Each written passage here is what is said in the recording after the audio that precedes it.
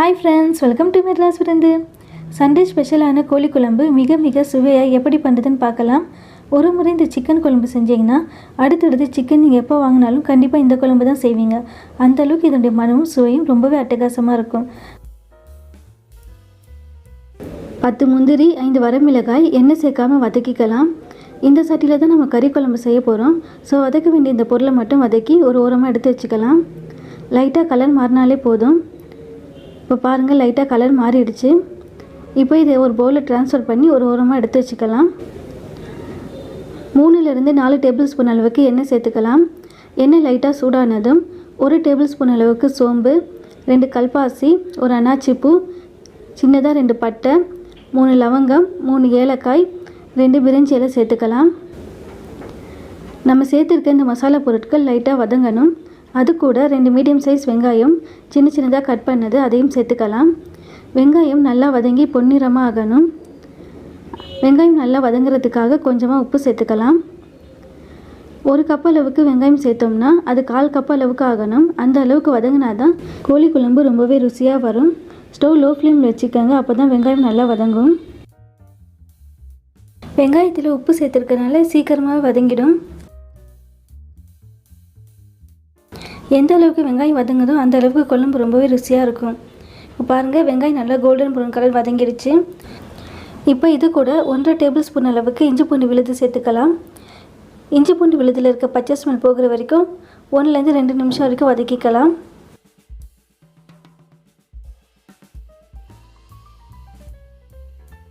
இப்போ பாருங்கள், நல்லா வதங்கிடுச்சு. அது கூட 1/2 கிலோ அளவுக்கு சிக்கன் சேர்த்துக்கலாம்.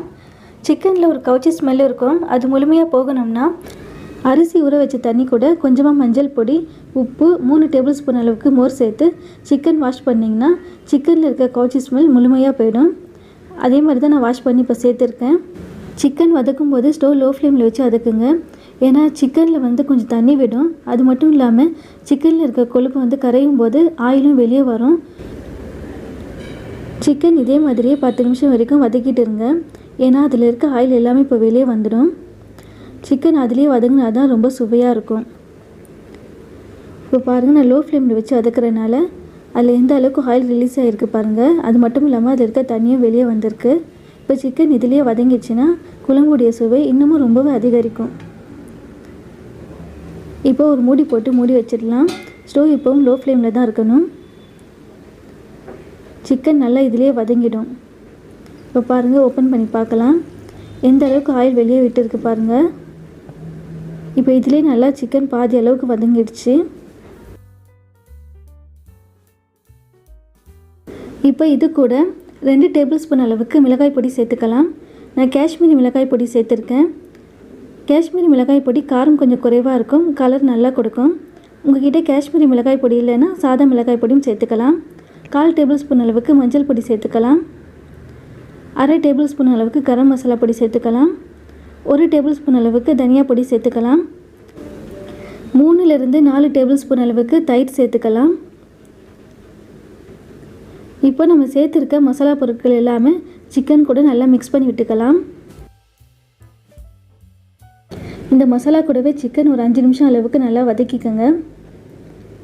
நம்ம சேர்த்துருக்க தயிர் நல்லா சாஃப்டாகணும்.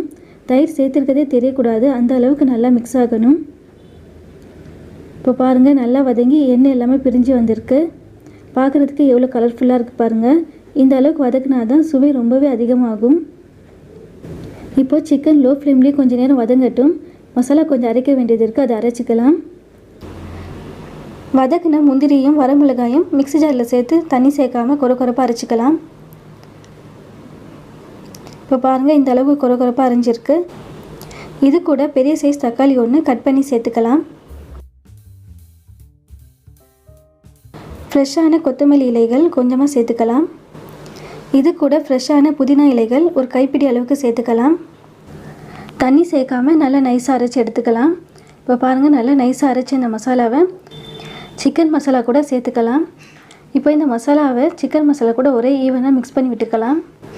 உங்களுக்கு இந்த கோழி குழம்பு எவ்வளோ குவான்டிட்டிக்கு வேணுமோ, எந்த கன்சிஸ்டன்சிக்கு வேணுமோ அந்த அளவுக்கு தண்ணி சேர்த்துக்கோங்க.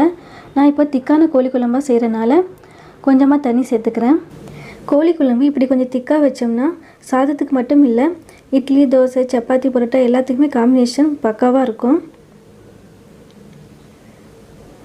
இதை மாதிரி ஒரு பெரட்டிட்டு தேவையான அளவுக்கு உப்பு சேர்த்துக்கலாம். ஆல்ரெடி நம்ம கொஞ்சம் உப்பு சேர்த்துருப்போம், அது வெங்காயம் வதங்குறதுக்காக. இப்போ சேர்த்தது குழம்புக்காக சேர்க்குறோம்.